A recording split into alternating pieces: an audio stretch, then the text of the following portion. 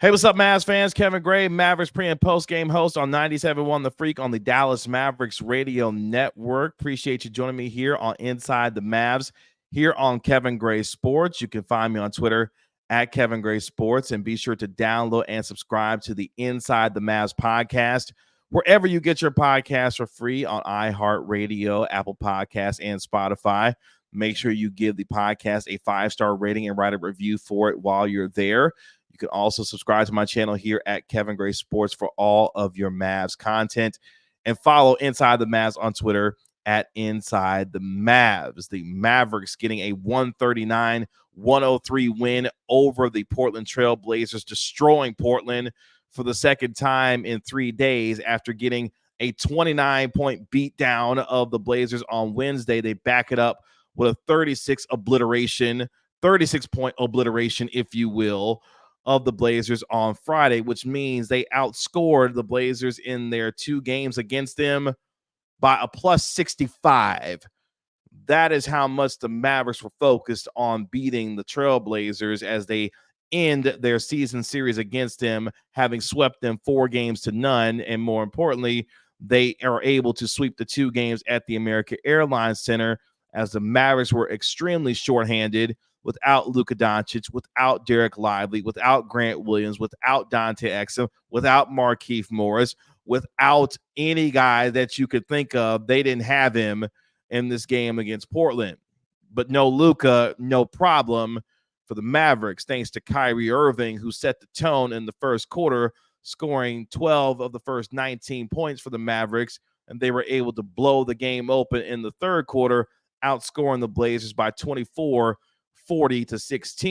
The Mavericks shot a season high over 55% from the field. In fact, they shot 58% from the field, going undefeated so far this season when they shoot at least 50%. They shoot 58.3% in this game, while also shooting nearly 45% from downtown. Kyrie Irving had 24 points to pace the Dallas Mavericks. Meanwhile, Jaden Hardy was really good for this team as well, as he came a rebound and an assist shy of a triple-double, as he had 19 points, 9 rebounds, and 9 assists. The 9 assists and 9 rebounds, a career high for Jaden Hardy. Meanwhile, Josh Green was really good as well, with 14 points, going 7 of 8 from the field. He also had 5 assists in the game in what was a complete team win for the Mavericks, and they needed it based on how shorthanded they were. Only 11 guys available, 8 of which were in a part of a tight rotation in the main rotation for the Mavericks on Friday night. They were able to clear out the bench and allow guys to play, such as Olivier Maxis Prosper, Greg Brown III, and Brandon Williams. So for the Mavericks now, 21-15 on the season, 10-7 at home. They moved to 14-3 versus sub-500 teams. But this was a very professional win, and a win that the Mavericks were able to overcome a lot of injury adversity. And you give Kyrie Irving the credit for being able to set the tone early on in this game, where the Mavericks led by 12 at the end of the first quarter. And what I loved most about this game from Kyrie Irving is the fact that he set the tone not just on the offensive end, but on the defensive end as well. There were several times where he was getting his hand into passing lanes, causing deflections and havoc, stripping the basketball, where we know that the Portland Trail Blazers are really good at that, a team that's a top 5 steals team in the NBA and loves to create a lot of deflections. The Mavericks were able to do that themselves in this game when you look at what they did from a turnover perspective, forcing 19 Blazers turnovers and converting that into 20 points off of those turnovers. They were able to get out into the fast break as well. When you look at what they did in fast break points, outscoring them 36-12, getting out in transition. And that is something we've seen over the last month or so for the Mavericks, a team that's averaging nearly 20 points per game in transition, which is really good for them because that means that they're causing havoc on the defensive end, where you've seen over the last couple of weeks a team that's been a top 10 defensive rated team in the NBA.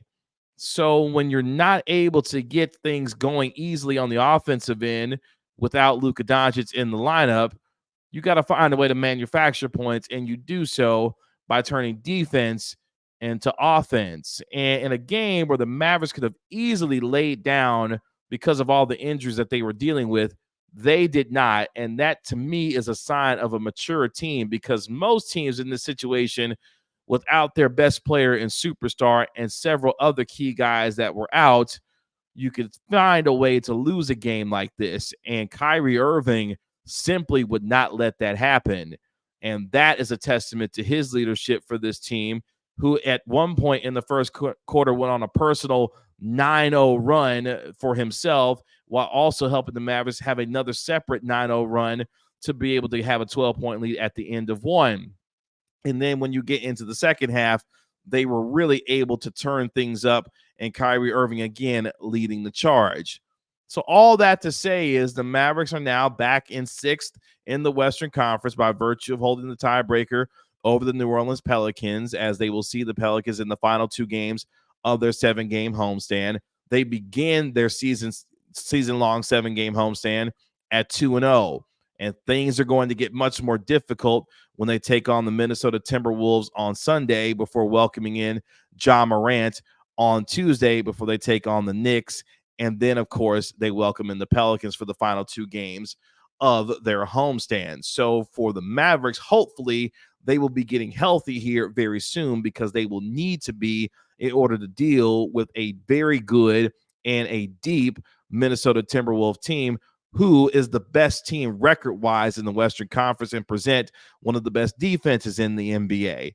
And we talked about this before. The Mavericks and their ability to knock down shots is key. When you look at some of the things that went down in the game against the Portland Trail Blazers, they were able to knock down threes at a pretty good clip when you look at the overall statistics, hitting nearly 45% of their threes while shooting a season-high of 58.3% from the field.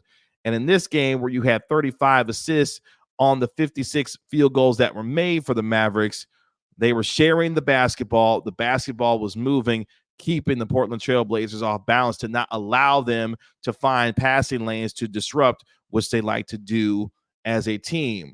So I thought for this Mavericks win, a very professional one, a one that they let themselves set a tone early on both ends of the floor, and they got contributions from a lot of different guys, including Jaden Hardy. You listened to our last episode, you know that I had Jaden Hardy on the show, and you've seen him come into his own over the last few games for himself, averaging nearly 15 points per game, has been able to get more playing time, and you saw that in this game.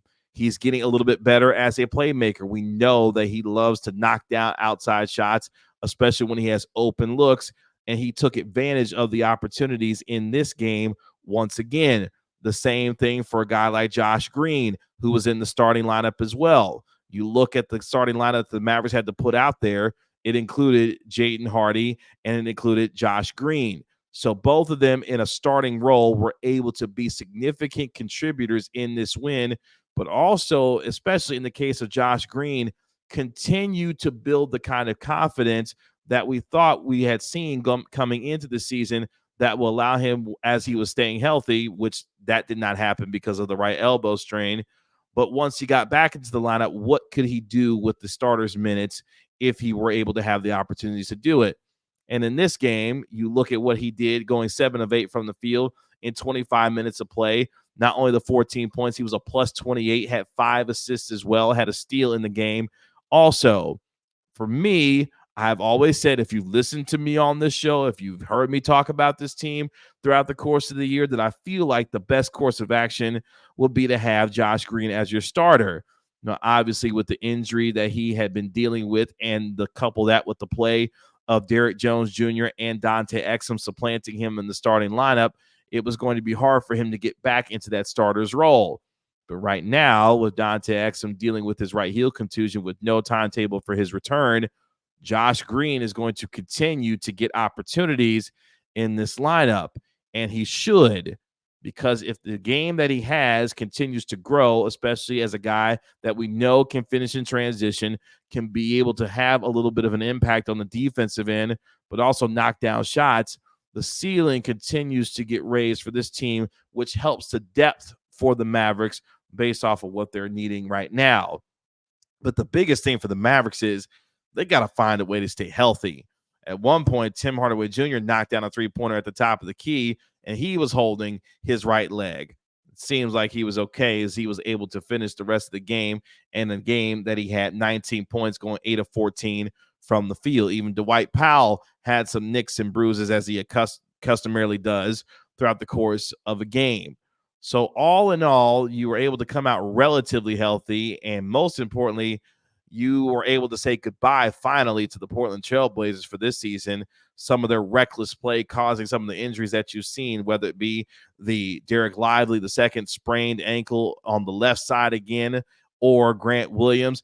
All of these things, I'm sure Mavericks fans like you and I are tired of seeing based off of the Blazers being around this Mavericks team. They're gone. Don't have to worry about it. We'll see you later, Portland, after getting swept 4-0. So now for the Mavericks, it's about turning their attention to the Minnesota Timberwolves. As I mentioned, the best record in the Western Conference right now, playing with a lot of confidence in a team that defends the heck out of their opponent. Can the Mavericks be able to, number one, get healthy, but number two, hopefully get back Luka Doncic to be able to go alongside Kyrie Irving? Because that was what was most fun about the first game of this series against the Blazers, was the offensive music that Luka and Kyrie were making to the tune of combining for 70 points. Now, with other guys stepping up and contributing, hopefully that will continue to grow the chemistry for this team, which Jaden Hardy talked about on the last episode, which was growing and learning together with so many different moving parts being added to this team, and obviously overcoming injury as well. So through 36 games, this team is now 6 games above 500, 3 games above 500 at the American Airlines Center, and now having built confidence with 2 wins under their belt to start this homestand. We will see if that translates into really good play on Sunday when they take on the Timberwolves and then welcome in Ja Morant and the Memphis Grizzlies. And if it can, that's a good sign for this Mavericks team going forward. But you did what you had to do. You handled your business. You beat a really bad Blazers team who really was disappointing, I thought, from their side in this second game, knowing how shorthanded the Mavericks were. It seemed like, especially in that third quarter, the Blazers just quit. And you say, Kevin, some of that is the Mavericks took their will based off of getting after them in that third quarter. You look at some of the numbers based on what happened in that third quarter alone. As I mentioned, the Mavericks outscoring the Blazers by 24, 40-16. You were able in that quarter to get 10 points from Tim Hardaway Jr. You got 9 points from Kyrie Irving. In that third quarter alone, you were able to force 7 turnovers. That was the difference. Not only did you force the 7 turnovers, you converted that into 7 points, and you outscored them 11-0 in fast break opportunities. So you were able to not only force turnovers, you got out in transition, and you made them pay by scoring off of those turnovers, and you allowed yourself to really share the basketball, where you had 10 assists on what was 17 made field goals, shooting 60% from the field in that third quarter alone, a period where they just absolutely dominated and destroyed and took the will of the Portland Trailblazers, which is what good teams are supposed to do in that situation. Beat them down, and don't give them any hope that they can have an opportunity to come back. And that's exactly what that third quarter was. And you give Kyrie Irving again for allowing himself to be the leader, to set what was, I thought, a very, very good mindset for this team. So again, the Mavericks now move forward.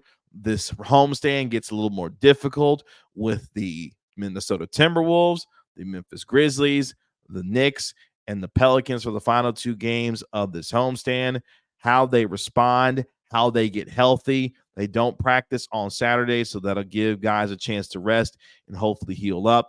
And we'll see what the status is of Dereck Lively II, Grant Williams, Luka Doncic, and others looks like going into Sunday's game, where you were able to utilize other guys to get a win, and you didn't have to worry about playing Luka Doncic. Because I'm not going to lie to you, I thought the Mavericks had scheduled a loss on Friday by the fact that Luka Doncic wasn't playing and wasn't going to be available for them against the Blazers.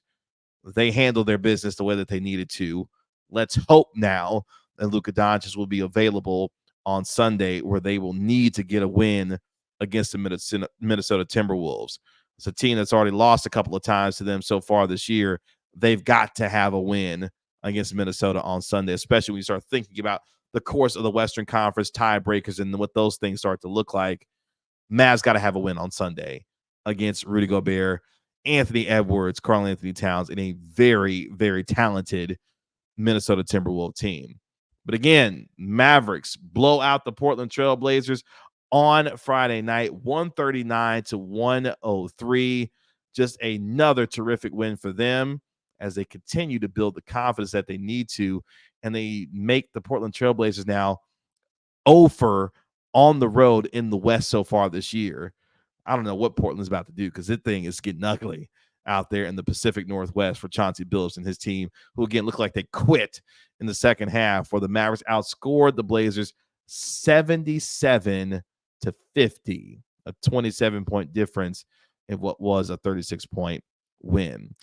The Mavericks take on Minnesota on Sunday. I'll have your pregame show beginning at 6 o'clock with tip-off at 6:30 at the American Airlines Center as the Mavericks try to make it 3 in a row at the AAC as they continue their season-long 7-game homestand. You can find me on Twitter at Kevin Gray Sports. Again, be sure to download and subscribe to the Inside the Mavs podcast wherever you get your podcast for free.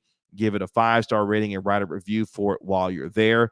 And don't forget to follow Inside the Mavs on Twitter as well. And you can follow Grant Abseth on his YouTube channel at Grant Abseth, and the same handle for him on Twitter. Again, I will talk to you on Sunday to get you ready for the Mavericks taking on the Minnesota Timberwolves. If there's any news that breaks between now and then when it comes to Luka Doncic and his availability, I'll have you covered right here on Inside the Mavs here on Kevin Gray Sports. Until then, I'll talk to you later.